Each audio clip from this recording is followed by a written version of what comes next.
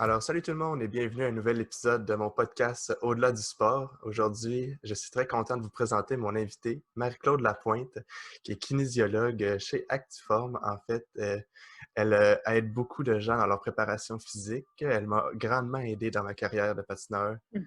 Elle a eu un point tournant, en fait, dans ma carrière. Donc, aujourd'hui, je pense que je voulais, je voulais vraiment vous montrer c'était quoi l'importance d'une préparatrice physique, préparateur, Ouais, ouais, en tout cas, préparatrice. c'est ça, exactement. En tout cas, je voulais juste vous montrer à quel point ça peut avoir un impact important dans la vie d'un athlète, puis comme peu importe c'est quoi le sport, mais aussi pour des personnes dans leur vie en général, étant donné qu'elle a aidé tellement de personnes. Donc, salut Marc-Claude, Mm. Salut Mathieu. comment ça va? Ça va très bien, très très bien, merci. Ben, en tout cas, merci d'être là. Je voulais commencer par te demander, avec le coronavirus, le COVID, comment ça va? On le sait que vraiment, Actiform, vous vous êtes transformé complètement avec vos entraînements en ligne. C'est super inspirant. Explique-nous un peu là, comment ça va, qu'est-ce que vous faites? En fait, tu sais, moi personnellement, ça va bien. La gang d'Actiform, ça va bien. On a vraiment profité de ce moment-là, tous les employés, tous les consultants, pour se revirer de bord, faire beaucoup de formations. En fait, ça a été vraiment intéressant. On a pris du temps qu'on n'a pas d'habitude pour créer des nouveaux programmes. On a voulu aussi maintenir un lien avec nos clients, hein. La première chose qu'on a faite, nous, dans euh, la semaine numéro 1 puis 2, c'est qu'on a appelé tous nos clients pour voir comment ils allaient, leur expliquer ce qu'on allait faire, tout ça. On a fait des choix d'entreprise, tu sais, entre autres d'arrêter tous les paiements puis tout ça. Puis on leur a proposé aussi de faire des cours en ligne. Fait qu'on a une gamme assez large, hein, de clients. Ouais. On a des athlètes comme toi, mais aussi des gens très âgés, des gens en réadaptation, puis aussi des gens qui veulent juste être plus en forme, là, santé mieux-être. Fait qu'on leur a proposé une gamme de cours en ligne pour continuer à les motiver, continuer à maintenir le lien avec eux, puis essayer de rendre cet événement-là positif. C'est ce qu'on a fait. Je me sens en forme avec tous les cours de groupe que j'ai fait, en tout cas. Oui, c'est ça. À chaque jour, on l'envoie sur les lives Facebook. Il y en a tellement, c'est super. Puis en plus, comme tu dis, ça te garde toi en forme aussi. Puis Ah, Yvan aussi. oui, c'est ça exactement. Puis c'était quoi les défis justement de mettre ces entraînements-là sur pied, puis d'aller au gym, d'être tout seul, ça doit faire spécial quand même un peu. C'est sûr que, tu sais, quand tu donnes, nous, ce qu'on aime quand on donne des cours en groupe, c'est pouvoir donner du feedback aux gens sur les postures, sur l'intensité, s'assurer que c'est pas des cours en fait, c'est des cours qui sont adaptés aussi selon le niveau de la personne ou si la personne a une problématique. Fait que c'est ça c'est ça qu'on aimait moins, mais en même temps, ça nous a permis de voir que ce type de cours-là était très motivant pour les gens. Fait que le défi, naturellement, c'est de ne pas recevoir du feedback quand tu donnes de l'information sur comment c'est fait. Mais avec le Facebook Live, les gens pouvaient nous écrire. Fait qu'une fois de temps en temps, on allait voir ce que les gens écrivaient, s'il y avait des questions, tout ça, puis on leur donnait du feedback. On a fait quelques-uns sur Zoom aussi, entre autres avec des athlètes qu'on entraîne plus sur Montréal. Puis là, écoute, c'est sûr que j'étais couchée à terre pour voir comment la personne a fait son push-up puis donner du feedback, mais c'est faisable. C'est pas l'idéal, mais c'est faisable. Vous avez vraiment montré que vous pouvez vous adapter, peu importe le problème. Vous êtes reviré de bord sur une scène, comme on dit. On a Vraiment, essayé, en tout cas. vraiment. J'aimerais juste qu'on parle un peu de tu sais, ta carrière, en fait, là, tout ce qui t'a mené à où ce que tu es aujourd'hui. Euh, Qu'est-ce qui t'a mené justement vers la kinésiologie, ton background sportif, tes motivations, en fait, par rapport à ça? Euh, Tu sais, c'est un processus, hein, choisir une carrière. Moi, en fait, quand j'ai voulu je viens du milieu du sport d'équipe. J'ai surtout pratiqué le softball comme athlète puis comme entraîneur. Puis quand j'étais allée à l'université, mon premier choix de bac, ça a été en psychoéducation. Euh, pour me rendre compte que le milieu de l'activité physique était super important aussi pour moi, ça me manquait trop. Puis au fur et à mesure que j'ai fait mon bac, j'ai enseigné un peu dans les écoles, j'ai coaché aussi dans mon sport. En fait, j'ai coaché toutes sortes de sports. Puis je me suis rendu compte que ce que j'aimais, c'est aider les gens. Fait que c'est à travers la préparation physique ou l'entraînement des bonnes habitudes de vie que je me suis retrouvée à aider les gens d'une façon ou d'une autre. Tu sais. Fait que c'est vrai, ça a été vraiment la poursuite de mon de ma carrière. Tu sais, peu importe qui j'ai entraîné dans ma vie, que ce soit toi ou que ce soit Suzanne Dextraz au centre ou peu importe l'âge, peu importe le niveau de compétition, peu importe si tu fais de compétition ou pas, je me suis retrouvée à développer un rôle de préparateur physique ou de kinésiologue dans un objectif vraiment d'aider les gens. C'est ça qui a mené ce que j'ai fait. J'ai coaché, puis tu sais, il y a une vingtaine d'années passées, enseigner, c'était pas nécessairement facile, l'éducation physique, dans le sens où il y en avait beaucoup de profs à ce moment-là. Fait que ça m'a permis aussi de poursuivre mes études en faisant mes niveaux d'entraîneur. Peut-être Ouais. que tu as fait, toi, comme entraîneur, là. J'ai fait mes niveaux 4 et 5 à l'Institut national des sports. C'était comme ça, qui est maintenant l'INS, Ouais. l'Institut national des sports à Montréal. Là. Et puis, en faisant ça, j'ai rencontré des gens comme Alain Delorme au cours de ma carrière qui m'ont fait réaliser que le coaching dans le sport que je voulais, j'avais peut-être pas nécessairement développé une carrière professionnelle parce que c'est un sport qui n'est pas beaucoup développé au Québec. Fait que ça m'a amené vers la préparation physique après, où là, j'ai eu la chance d'entraîner des jeunes, des filles en fait, qui pratiquaient le softball, que je coachais au softball, mais qui étaient aussi des super athlètes au hockey. Fait que, et avec Alain, j'ai commencé à développer cette carrière-là de préparation physique là, à partir de ce moment-là. Ça fait une couple d'années déjà, plus que 20 ans. Puis tu l'as dit, tu vois vraiment genre une clientèle variée, spécialement au Wactiform. Mhm. Moi, c'est ce que je trouvais tellement inspirant quand je m'entraînais là avec toi. Autant des personnes en réhabilitation physique, des personnes âgées, des personnes qui ont eu des accidents, peu importe. C'est quoi le défi vraiment par rapport à chaque, tu sais, justement de varier d'un type de personne, si je peux dire, à l'autre, des objectifs en fait qui sont différents comme ça aussi, parce qu'on s'entend que il n'y avait pas les mêmes objectifs qu'un athlète de haut niveau, au même titre qu'une personne qui a eu un accident, peu importe. Là. Mhm. Ouais, tu as raison. Tu sais, notre façon de voir la personne. En fait, premièrement, quand on parle, en tout cas, c'est personnel à moi, mais aussi, je veux dire que la gang d'Actiform, on est pas mal comme ça. Là. La première chose qu'on veut faire d'abord, c'est écouter la personne, voir c'est quoi ses objectifs, comment on peut l'aider à atteindre ses objectifs. Fait que ce soit un athlète qui veut aller aux Olympiques, qui se prépare pour ça, ou que ce soit quelqu'un qui revient d'un accident de voiture puis qui veut essayer juste de recommencer à bouger parce qu'il y a mal partout, un objectif, ça reste un objectif. Tu sais. Après ça, il y a tout l'aspect où il faut connaître la personne, autant de son point de vue, d'un point de vue condition physique. Quand tu parles à un athlète de haut niveau, c'est sûr que les mesures qu'on prend sont beaucoup plus élevées que quelqu'un qui ne s'est jamais entraîné. Mais ça reste quand même, le VO2 max, c'est le VO2 max. La force, c'est la force. Il y en Ouais. a qui en ont pas, puis il y en a qui en ont beaucoup. Puis une fois que tu mets tout ça ensemble, adapter le programme d'entraînement puis de faire le suivi, encore une fois, c'est sûr qu'on est plus dans pardonne-moi l'expression anglophone, on est plus dans du fine-tuning quand on travaille avec un athlète comme toi. Tu fais un squat, il y a quelques centimètres sur lesquels on va travailler. Avec quelqu'un qui s'est peu entraîné ou qui est en réadaptation, c'est un petit peu plus grossier comme mouvement technique. Tu sais. Mais sinon, la science autour de ça est vraiment la même. Tu sais. Je te dirais que la grande nuance, c'est que pour un athlète de haut niveau, l'objectif est clair. Voici, j'ai une compétition. Dans cette compétition-là, je dois faire tel temps. Alors, c'est plus simple de focusser sur les bons objectifs. Tandis que quelqu'un qui est en santé mieux-être, qui me dit moi, Marc-Claude, j'ai 50 ans, je veux juste être en forme. Ça veut dire quoi être en forme? Ouais. Fait C'est que les relatif. objectifs sont oui, puis d'une personne à l'autre. Mais sinon, la perse, honnêtement, là, pour moi, ça a été la transition de passer d'athlète à des gens en santé mieux-être a été la même. Je pense que je n'ai pas eu à adapter grand-chose, en tout cas dans ma pratique.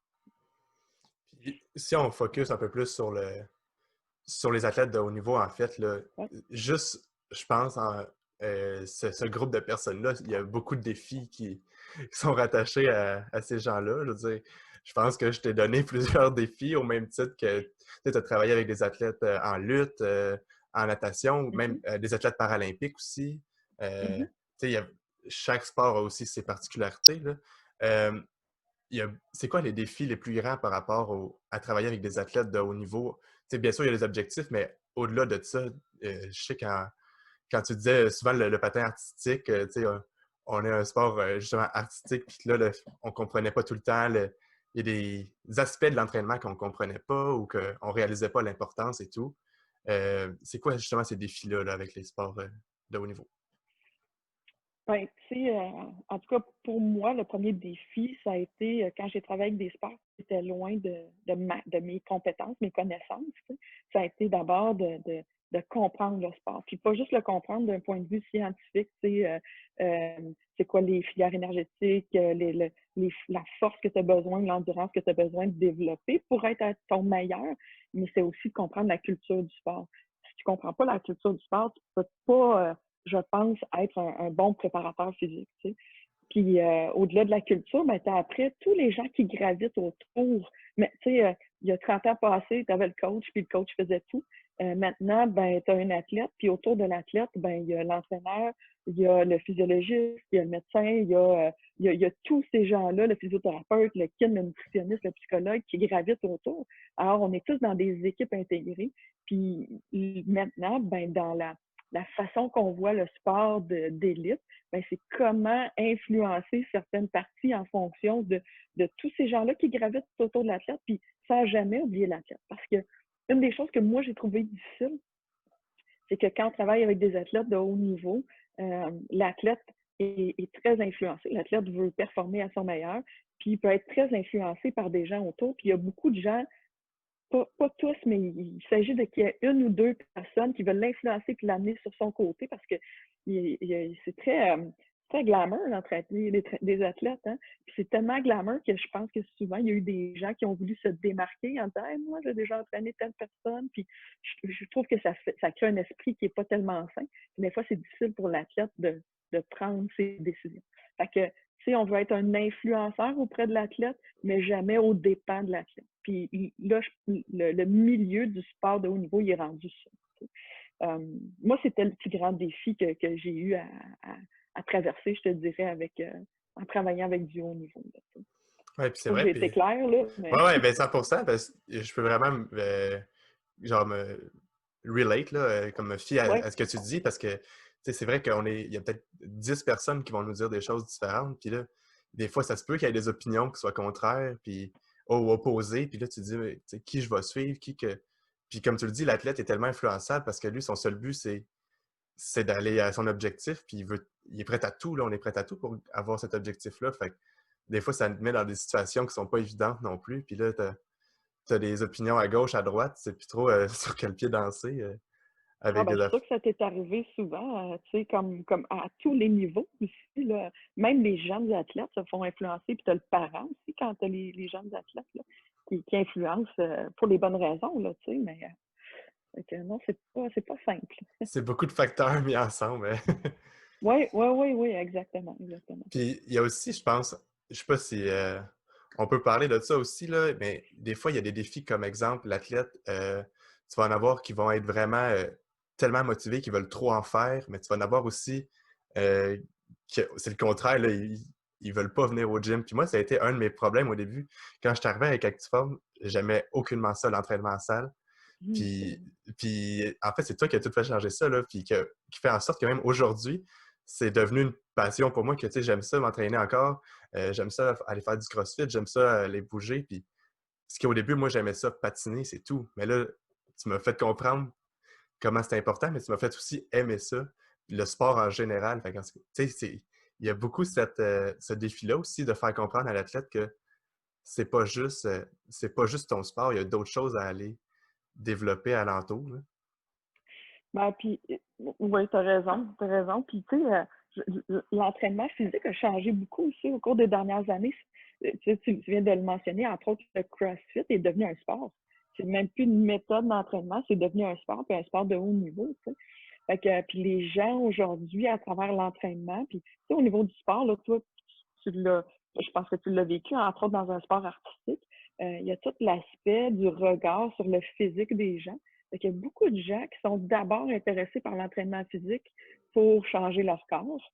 euh, quand on réalise les bienfaits extrinsèques de ça, que c'est pas juste sur hey, mon six-pack, ben souvent les gens commencent à, à réaliser que ça peut être bon pour eux autres, puis ils trouvent leur niche là-dedans. Tu sais. Je pense que ça revient à ce qu'on disait au début. Faut bien connaître comme kinésiologue la personne à qui on a affaire pour trouver le bon chemin pour motiver la personne, puis qu'elle fasse ses propres choix. Tu sais, toi, ce qui était vraiment intéressant, c'est que tu as fait tes propres choix. Tu sais, on t'a donné, on a voulu remplir ton coffre à outils, puis là, à un moment donné, tu as trouvé les bons outils pour toi qui t'amenaient à mieux performer, tu as trouvé comment aimer ça. Puis, je pense que ça fait partie d'une des qualités, en tout cas, des bons kinésiologues ou préparateurs physiques. Ouais, puis bon, ben, je pense que oui, parce que ça a vraiment fait une grosse différence dans mon parcours. Puis tu as parlé aussi justement de l'apparence physique, tu sais, qu'il y en a beaucoup, c'est leur motivation et tout. Puis je pense que Ouais, ça peut mener aussi des fois à des troubles alimentaires comme, tu sais, des fois, il y en a que, surtout dans le sport de haut niveau, autant, mettons, le surentraînement ou l'anorexie ou peu importe, là, il y a beaucoup de...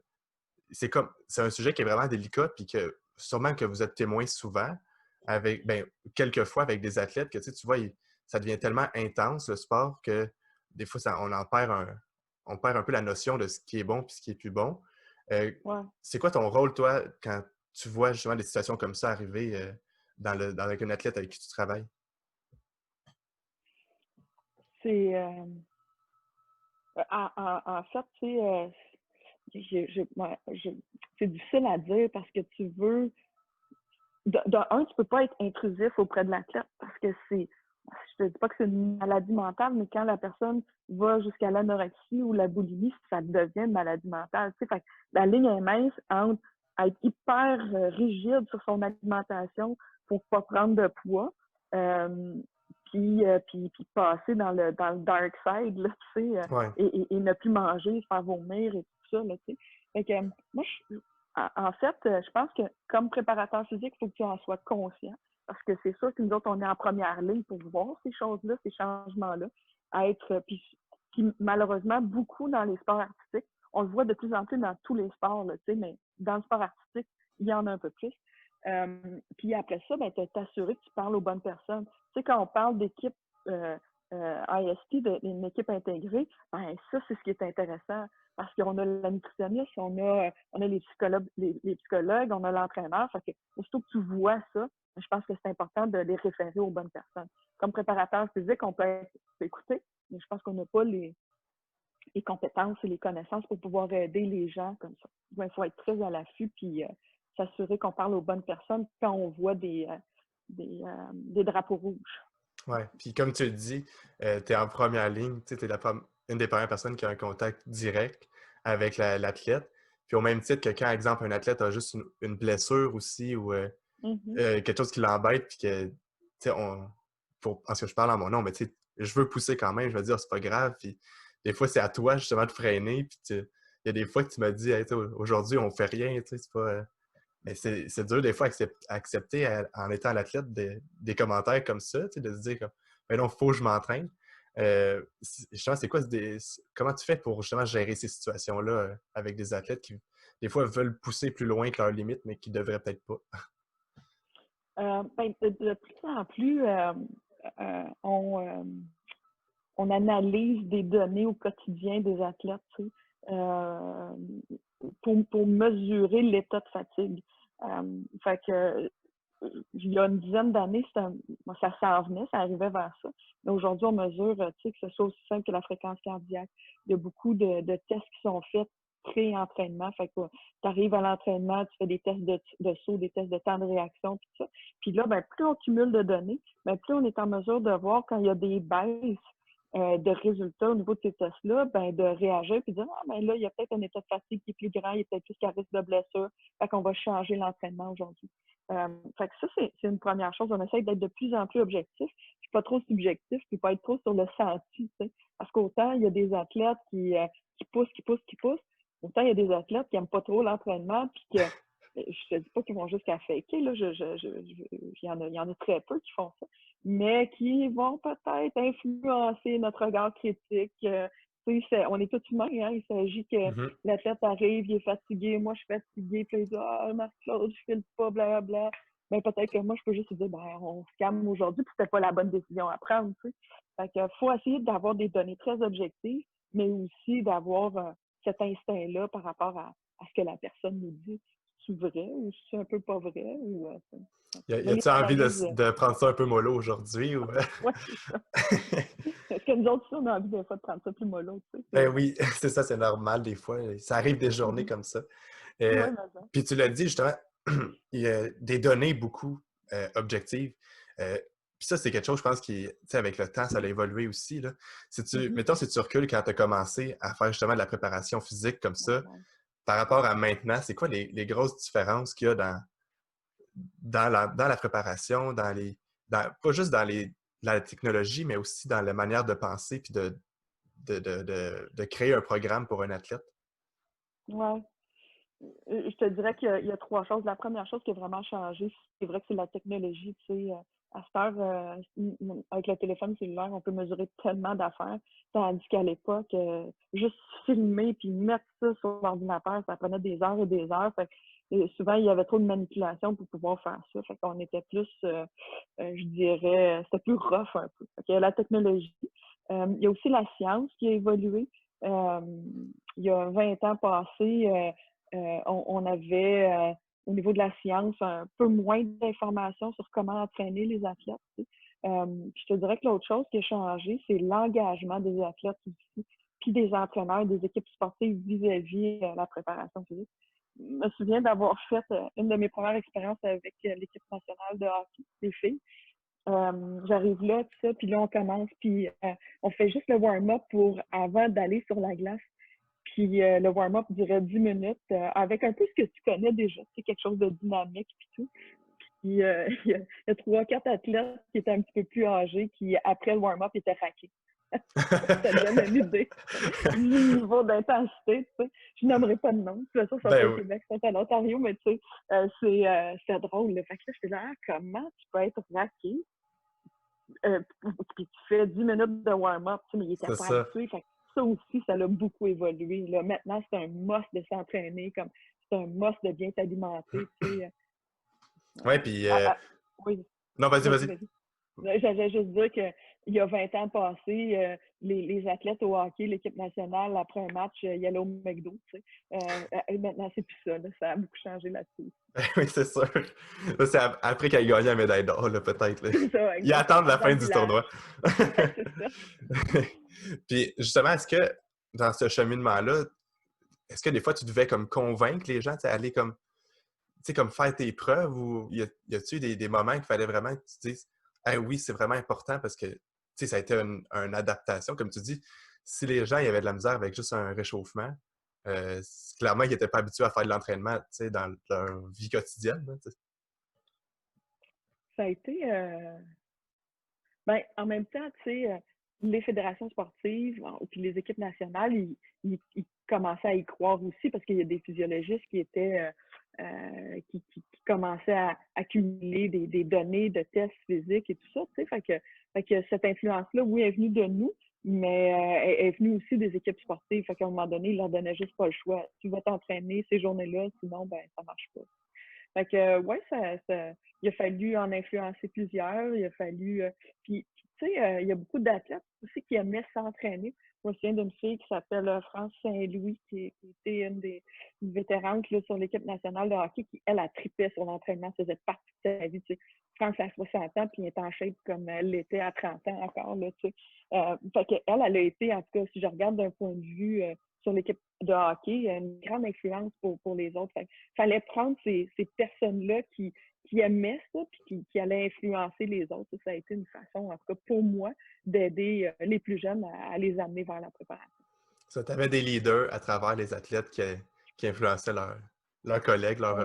leurs partenaires. Ben, tu as dû le vivre, toi aussi, comme athlète, d'ailleurs, tu sais, voir des gens qui s'entraînaient, qui étaient sur les programmes nationaux, pour faire comme, OK, il faut que je m'entraîne si je veux être capable de faire ce lift-là. Tu sais. Oui, c'est ça. Puis, justement, moi aussi, mettons, quand j'ai commencé à m'entraîner avec toi, j'avais la chance aussi d'être avec Justine. Fait qu'on était deux aussi à se motiver là-dedans. Ouais. Tu sais, j'étais pas. Tu sais, tu te sens un peu. Tu peux te sentir un peu seul au monde des fois dans le gym, puis où tous les regards sont rivés sur toi. Tu sais, tu te sens. La première fois que tu vas dans un gym, ça peut être un peu particulier comme expérience, mais on dirait qu'en allant, mettons, à moi avec Justine, puis en plus avec toi, ça a fait en sorte que c'était juste le fun, c'était juste un entraînement comme si on continuait à l'aréna, mais dans un autre contexte. C'était aussi Ouais, c'est plaisant. ça. Fait Ouais. que, Mm. puis là, justement, aussi, tu as travaillé avec des athlètes aussi paralympiques. J'aimerais ça qu'on parle un peu de ça, parce que je trouve que c'est des sports, premièrement, qu'on ne met pas assez de l'avant. Puis pourtant, c'est tellement impressionnant puis incroyable ce que ces gens-là arrivent à faire. J'aimerais que tu me parles un peu de tes expériences, justement, avec les athlètes, puis les défis qu'ils ont reliés à ça aussi. Mm. Ben écoute, moi, j'ai surtout travaillé avec l'équipe nationale de goalball, qui est un sport pour non-voyants. Et puis, les la première fois que j'ai rencontré Mario. Mario faisait partie de l'équipe nationale de goalball depuis des années. Il était non-voyant, mais il avait quand même, il voyait un peu, il pouvait voir mon ombrage puis tout ça. Donc, on est au stade olympique, puis on se promène. Puis à l'époque, au stade olympique, les machines étaient un peu partout, il faisait chaud, puis c'était pas nécessairement 5. Puis Mario, ben, mesure 6 pieds, moi, 5 et quelque chose, là. Puis là, j'essayais de toujours le regarder quand je lui parlais pour m'assurer qu'il m'entend bien aussi, parce qu'il peut voir, souvent quand il te regarde parler, même s'il ne voit pas tout à fait, ben il entend un peu mieux, tu sais. Fait que je me souviens de lui faire le tour pour m'assurer qu'il connaisse un peu l'endroit avant de commencer, tout ça. Puis moi, je passe juste en dessous d'une machine, tu sais. C'est une machine qui est surélevée, puis qui a une barre. Puis là, je la regarde, j'y passe, je passe en dessous de la machine. Hey, je réalise pas qu'il la voit pas, tu sais. Bang, il est rentré à face direct dedans. Fait que, expérience numéro 1 avec athlète non-voyant. C'est réaliser Il m'en a les pas sens, voulu. ça.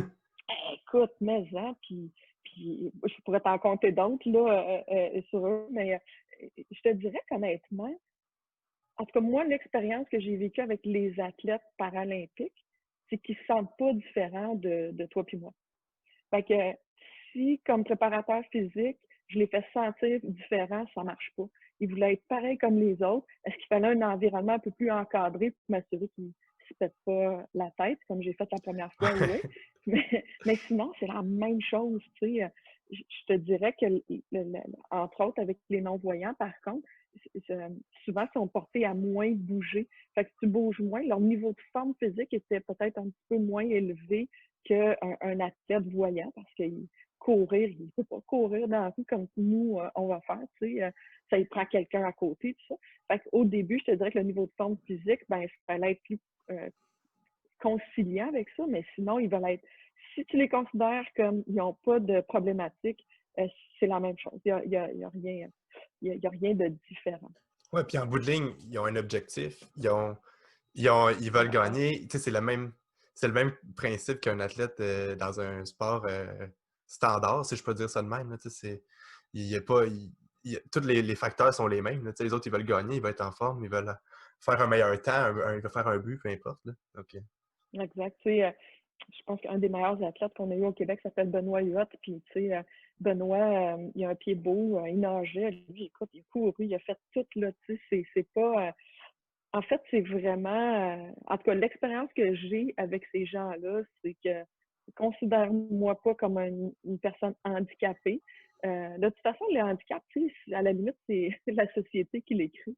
On va le dire de même. ouais. Fait que l'expérience a été humainement très intéressante. Je me permets de saluer Nancy Morin, une fille que j'ai entraînée longtemps, puis malheureusement, elle est décédée pendant le temps du COVID. Écoute, je veux pas, je veux pas être trop sentimentale, mais vu que tu en parles, je la nomme pour ceux qui la connaissent. Ouais, ben j'ai vu passer C'était ça toute une athlète. sur ton Facebook aussi. Ouais, Là. hein? Ouais. Ouais. Donc, voilà. On salue sa famille. C'est Puis, fait. Ouais, c'est ça, on la salue. Mm. Euh, puis justement, là, on parle de plein de sports avec des athlètes avec qui tu as travaillé. Y a-tu justement une expérience dans ta vie qui sort un peu de l'ordinaire, quelque chose que tu as vraiment, là, tu pensais pas vivre ça dans ta carrière ou quelque chose qui t'a vraiment là, marqué dans ta carrière de, de, de, de- de toi, là, dans ta vie en fait? Ouais. C'est une méchante question. Quand, honnêtement, il y a trop de choses trop de gens qui m'ont marqué, tu sais, pour que je puisse vraiment dire, hey, ça a été marquant. On se connaît, tu sais à quel point je suis une personne assez passionnée puis intense. Ouais. Tu sais, mais ce qui m'a beaucoup marqué, c'est l'humanité quand même autour de tous les gens avec qui j'ai travaillé. Ce qui me marque encore, c'est le lien que je garde avec beaucoup d'athlètes que j'ai côtoyés. Ça, c'est quelque chose qui est important pour moi. Fait que je suis marraine de maman que j'ai coachée.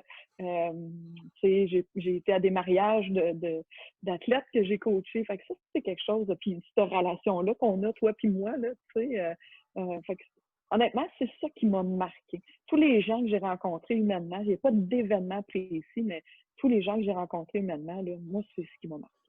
Puis justement, est-ce que tu es surprise que justement les athlètes, ils créent autant un lien fort avec toi? Est-ce que tu t'en rends compte de l'impact que ça peut avoir au-delà de la forme physique puis de la santé physique? Ben, oui, en même temps, je veux pas rentrer là-dedans parce que je voudrais pas non plus que ça nous enfle la tête, tu sais, Ouais. comme Kim, comme préparateur physique. Tu sais, mon mentor, c'est Alain Delorme, puis Alain, c'est le préparateur physique au Québec qui a travaillé avec toutes les équipes sportives. C'est lui qui est en charge des préparateurs physiques à l'Institut national des sports. Puis au-delà, ça fait plus que 30 ans que sa business existe et jamais en 30 ans, il a mis sur notre site Actiform qu'on travaillait avec des athlètes de haut niveau. Jamais. Le seul moment, c'est arrivé il y a 2 ans passés, quand on a ouvert notre nouvelle salle. C'est le seul moment où on a invité des athlètes de renom, tu sais, comme Luciane Boutet, Emily Lemons, Eric Lucas. C'est le Mhm. seul moment. Fait que, tu sais, ma façon de voir les choses est un peu comme lui. Est-ce que je sens que j'ai un impact? Ben, je l'espère grandement. Est-ce qu'il y a beaucoup de gens qui ont des impacts sur les athlètes? Ben oui, tu sais. Fait que je pense qu'il faut rester super humble là-dedans. Mais j'espère que j'ai eu un impact, ça c'est sûr. Ouais, moi, je te confirme en tout cas, là. Je parle pour moi, là, c'est très clair, net et précis que. On a eu un lien, nous autres. Hein? Ouais, ben, tu sais, dans mes autres épisodes, je demande tout le temps aux athlètes ou à la personne avec qui je fais l'épisode, je leur demande tout le temps, ce serait qui une personne qui a eu un impact majeur dans ta carrière, mais qui n'est pas nécessairement mis de l'avant ou que les gens ne savent pas que cette personne a travaillé avec toi ou peu importe. Puis moi, si cette question-là m'était posée, c'est sûr que c'était ma première réponse qui me vient en tête, c'est toi. Mm. Parce que c'est au-delà du sport. Oh, avec le nom de mon podcast en plus, tu sais. Mais c'est au-delà de juste être devenu un meilleur athlète. C'est comme tu dis, tout le côté humain aussi que ça a apporté, toute la perspective. Ça m'a comme ouvert les yeux sur beaucoup de choses dans mon sport. Puis tu sais, comment ça m'a remis des choses en perspective aussi. Puis ça m'a fait réaliser que ben les affaires que quand tu es un athlète, tu vois souvent juste comme ça. Puis c'est juste, tu vois juste ton objectif, ta médaille, peu importe. Puis là, tu as comme fait comme, hey, il y a tout ça alentour. Puis fait en tout cas, je voulais juste quand même te le mentionner. Puis le mentionner aussi aux gens. Parce que je Ben, pense que c'est important que les gens voient comment ça, qu'ils soient ouverts d'esprit à aller vers des personnes ressources comme toi qui peuvent vraiment aider un athlète dans son cheminement aussi, là. Je voulais te le dire. c'est fin. Merci.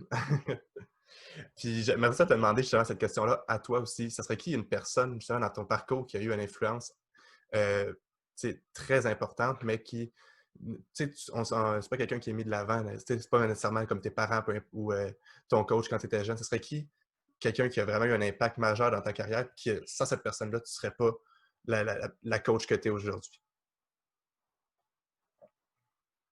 Ça aussi. Tu sais, j'aurais envie de te nommer plein de gens.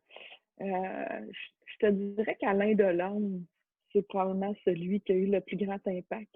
Mais il y en a plusieurs autres. Tu sais, il y a un gars avec qui j'ai coaché qui s'appelle Claude Vinette, qui vient du milieu du softball, fait que les autres le connaissent, mais personne d'autre le connaît. Ça a été mon coach. Ça a été lui qui m'a amené vers le coaching. Après ça, j'ai rencontré Alain. Puis ces deux hommes qui ont une grande, grande influence sur ma pratique, ma façon aussi ma façon d'enseigner, ma façon d'être.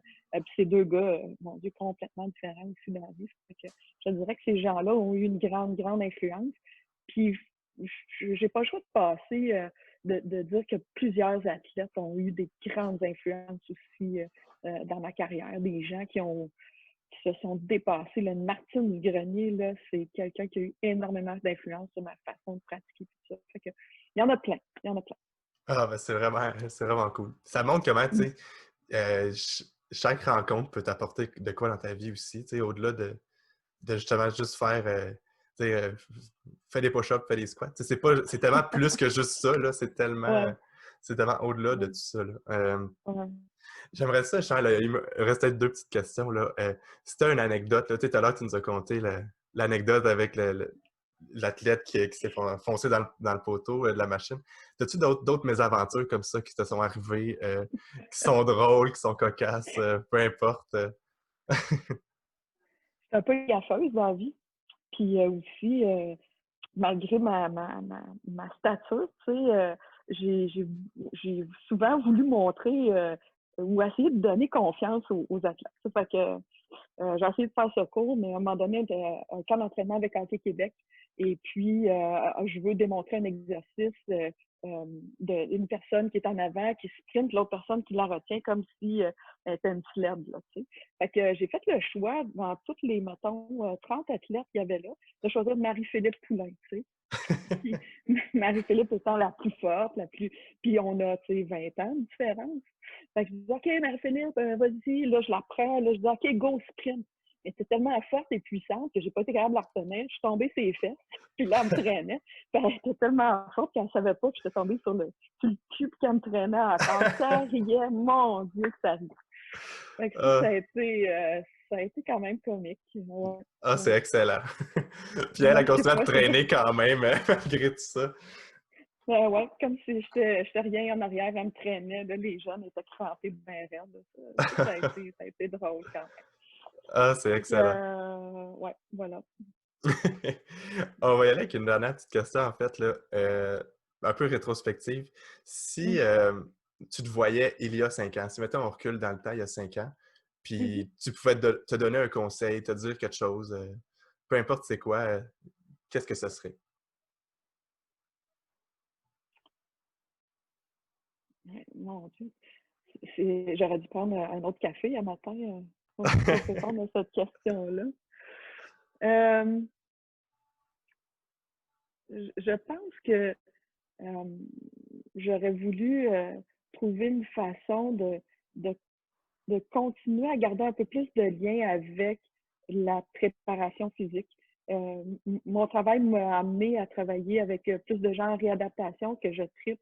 Je suis maintenant un petit peu plus, je veux dire, en charge du groupe de travailleurs qu'on a chez nous, des employés, des kinésiologues. Je tripe au bout, c'est du coaching en fait. Mais je dois t'avouer que depuis quelques mois, j'ai un petit retour à faire au Centre Claude Robillard avec les entraîneurs qui sont là, puis la préparation physique, travailler avec des athlètes. L'intensité qu'on a là, à amener un jeune vers une compétition, peu importe le niveau, là, ça c'est important. Ça, on dirait que j'aurais dû maintenir un lien un petit peu plus avec ça. Si j'avais à retourner 5 ans en arrière, je trouverais un 5-10 heures par semaine à maintenir ça. Mais sinon, pas de regret. En fait, c'est le dernier athlète que j'ai vraiment entraîné Ah ouais? régulièrement. Fait que, Ah, je savais pas tu ça. vois, ouais, Ah ouais, ben, ouais. mon Dieu, je suis très fier de Ouais. ça, alors je porte très Mes bien mon souvenirs, chapeau. ouais, c'est ça, mes souvenirs sont plus que bons avec toi. Fait que, Ah ben, tant mieux. ouais. Ben moi aussi, c'est très réciproque. Mm. Puis si on faisait le contraire, justement, si on se projetait dans 5 ans, puis que tu te voyais dans 5 ans, y a-t-il quelque chose que tu voudrais te dire, souviens-toi de ça, ou oublie pas cette partie, tu sais, peu importe c'est quoi que tu voudrais te dire à toi dans 5 ans. Ben, de garder un peu la même naïveté que je continue d'avoir, tu sais, de vouloir changer le monde, puis de vouloir avoir un impact sur le monde, tu sais. Euh, J'espère que je perdrai jamais ça, même si des fois c'est un peu too much et intense, ça fait partie de moi. Fait que j'espère que je ne perdrai pas de vouloir motiver les gens, aider les gens, puis fait que j'espère que je vais garder ça. Ah ben, j'ai aucun doute que tu vas le garder, je pense, parce que c'est ancré en toi et ça se transmet à travers tout ce que tu fais, donc j'ai aucun doute là-dessus. Ben, en tout cas, je vais te dire merci, Marc-Claude, parce que c'était vraiment une discussion fort intéressante, puis surtout, je pourrais te parler tous les jours comme ça, puis je pense qu'on s'ennuierait jamais. T'as tellement de bagages Ouais. aussi, d'expérience, puis ton expertise est tellement intéressante en tout cas, merci d'avoir partagé ça avec moi aujourd'hui. Merci. Puis, hey, continue ton excellent travail, ton podcast. On l'écoute, c'est vraiment le fun. Il faut spreader la bonne nouvelle, Mathieu. Tu as beaucoup d'avenir là-dedans. Ah ben, mon Dieu, ben merci beaucoup. Fait que, on se dit à bientôt. OK, bye bye.